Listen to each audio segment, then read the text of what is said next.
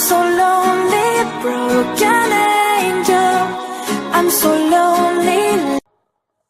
Andrew Peake in Washington, D.C. Welcome to Hardtalk. Thanks so much. It's great to be here. If I may, I'm going to begin with some words of yours written right after Donald Trump's extraordinary election win back in November 2016. You said, America's role in the world will be fundamentally altered by this election, and in the Middle East, most of all. Well, now that you're inside the State Department, do you stand by that? And in what way do you think this fundamental alteration has happened? Oh, I think there's a lot of common threads that run through American foreign policy from one administration to another.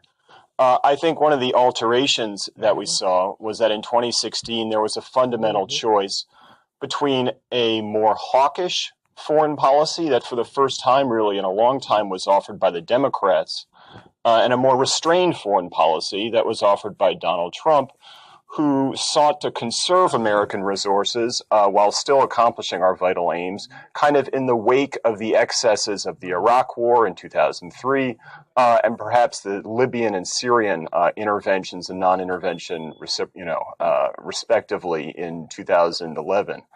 So, I think there's been a different approach to the region. I think there has also been a reassurance of our traditional allies, Israel and the Sunni Gulf countries, of their security and of America's commitment to regional stability. And also, I think there's a genuine focus on perhaps strengthening some of the holes or the challenges that are inherent in the Iranian nuclear deal that the Obama administration left behind. Okay, well, there's plenty to unpack there. I'm just very struck by another turn of phrase of yours. You said, we're going to see the end of America as a crusader and the return of America as a great power. What exactly did you mean by that? Well, I think this goes back to 2001, where in the Republican Party, there's always been these two competing poles. There's been the kind of 1990s America as a great nation with a unique moral message, but not necessarily a proselytizer. And then I think after 2001, there was a definite shift to America, the proselytizer, America, the country that spread democracy while wearing combat boots, which was a turn of phrase that in the last, in the Bush administration was quite common. And I think that really the election of Trump and some of the people that he's brought into office on the foreign policy side reflect that slightly older Republican tradition, the 1990s, the H.W. Bush, America the realist, not necessarily America the evangelist. But you can't be a great power if the rest of the world doesn't really understand what you're doing. And so let's get into your areas of responsibility and talk in some detail. Iran, first of all, I think it's fair to say that the rest of the world is somewhat confused and indeed alarmed by your policy, that is U.S. policy toward Iran today. Can you try and assure me that you know what you're doing? Well, I'm not sure I would make that general a statement. I'm not sure when you say the rest of the world, I know who you're talking about. Well, okay, I'll be a little clearer. Fair point. I'll be clear. The European Union, the Russians, even the IAEA, the Nuclear Watchdog Authority, all believe that the US is mistaken, fundamentally mistaken in its current approach to the nuclear deal with Iran, which of course was struck by the Obama administration amongst the other great powers with Iran, and which Donald Trump now seems intent upon tearing up. Well, let me offer that in the countries that I most often deal with, Israel, the Sunni Gulf countries, Saudi Arabia, the Emirates, and others, there's no confusion at all. And in fact, they are greatly reassured by this administration's approach to Iran because they are living at the front line with the challenges that Iran and its regional behavior place.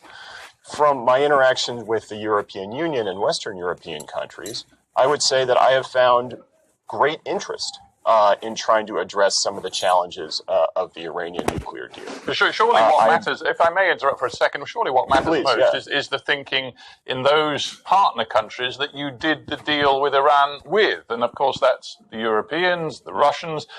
To quote the EU Foreign Affairs spokeswoman, Federica Mogherini, she says the deal is working, it is delivering on its main goal, which means keeping the Iranian nuclear program in check. And as I said, the IAEA, which is the watchdog authority overseeing it, says I can quite clearly state that Iran is implementing its nuclear-related commitments. These people's views matter, don't they? They sure do. I'm not sure that I would be so bold as to say that the views of the countries on the front line of Iran matter less than the countries in Western Europe. I think that would be a strong thing to say. I would bet that Israel and Saudi Arabia have very, very strong feelings about the Iranian nuclear deal. Indeed, I know they do because I talk to them.